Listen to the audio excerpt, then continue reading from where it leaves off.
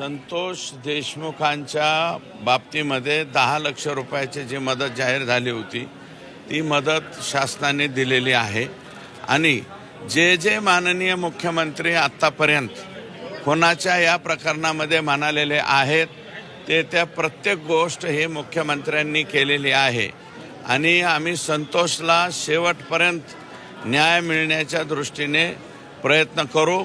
राज्याचे मुख्यमंत्री गृहमंत्री हे पॉझिटिव्ह आहेत आणि त्या दिशेने वाटचाल चाललेली आहे आणि जे सोमवंशीच्या बाबतीमध्ये काही कुटुंबियांचं त्यांचे विजय वाकोडे बाबा यांच्या बाबतीतला काही निर्णय झाला आहे, अर्धा झाला, अर्धा होईल आणि त्यांच्या मुलाला धाकट्या मुलाला नोकरी लावण्याचा निर्णय झाला आहे आणि सोमवंशीच्या बाबतीत सुद्धा अजितदादांनी शब्द दिलेला आहे की त्यांच्या मुलाला नोकरी लावावी आणि संतोष देशमुखच्या सौभाग्यवती यांच्या बाबतीमध्ये मीच विनंती केली आणि मुख्यमंत्र्यांनी ते मान्य केली।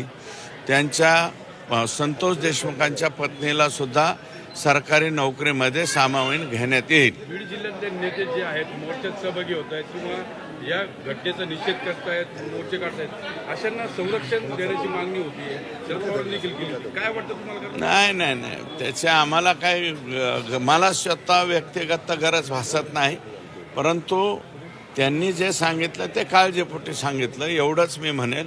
आम्हाला वैयक्तिक जर म्हणाल तर मला पोलीस संरक्षणाची गरज नाही, जनता हेच माझं सर्वस्व हे आहे आणि जर कोणाला आमचं काही बरं वाईट करायचं असेल तर ते कोणत्याही माध्यमातून करू शकतात। संतोष देशमुखला इतक्या ब्रुटल पद्धतीने ते मारू शकतात, इतक्या अमानवी पद्धतीने मारू शकतात तर ते कोणालाही मारू शकतात।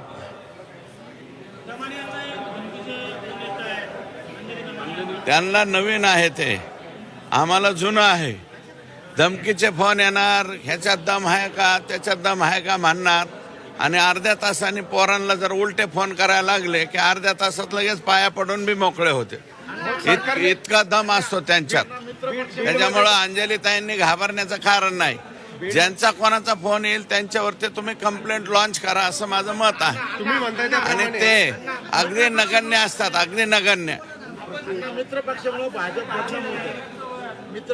भाजप बदनाम होतं। मी एवढ्या उंचीचा नाही या तुमच्या प्रश्नावरती उत्तर द्यायला। मला असं वाटतं हा प्रश्न तुम्ही आमच्या वरिष्ठांना विचारा। तुम्ही म्हणताय त्याप्रमाणे बीडमध्ये जर सगळं असं वातावरण असेल, सरकारने काय पावलं उचलली पाहिजे असं तुम्हाला वाटतं? सरकारने पावलं म्हणजे हे जे गुंडगिरी आहे, हे वाळू माफिया, त्याच्या राख माफिया, ते